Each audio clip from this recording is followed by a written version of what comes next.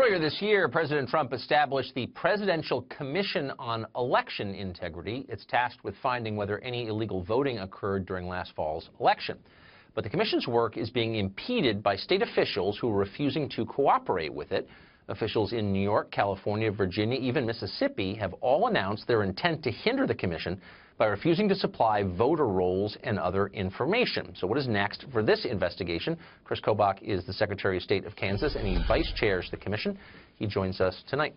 So there are two different criticisms of your effort to gather this data. One comes from civil libertarians, some on the right, and the other comes from the Democratic Party. Let's address the first one first. So even the Secretary of State of Mississippi, who's a Republican, issued a statement today, aimed at you, I think. It said, they can go jump in the Gulf of Mexico, and Mississippi is a great state to launch from. He said, we're not giving you the data. What's his complaint, and is it valid? And if not, why not?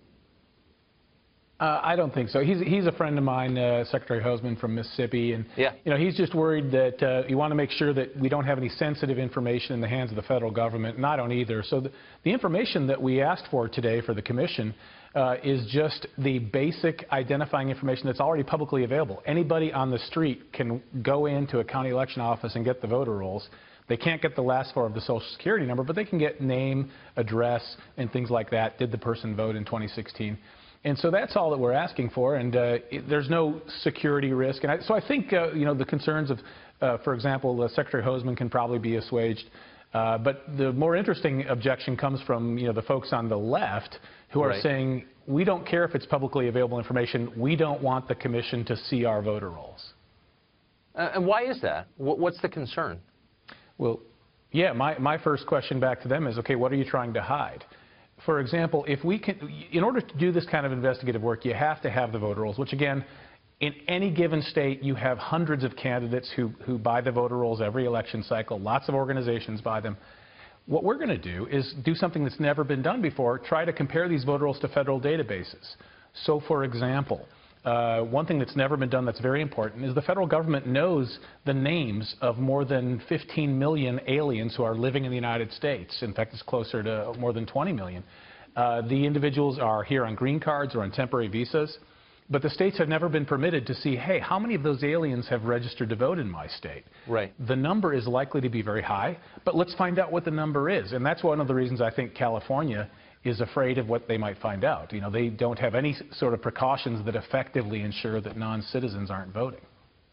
I mean, I'm against federal databases as a general matter, but a federal election seems like a federal concern. I mean, it doesn't seem like a crazy ask. So here's the other criticism that this whole enterprise has been taking, and you specifically have been. This was a guest earlier on this channel, on Fox today, impugning the motives, basically, of your investigation. I want you to respond to this. Watch.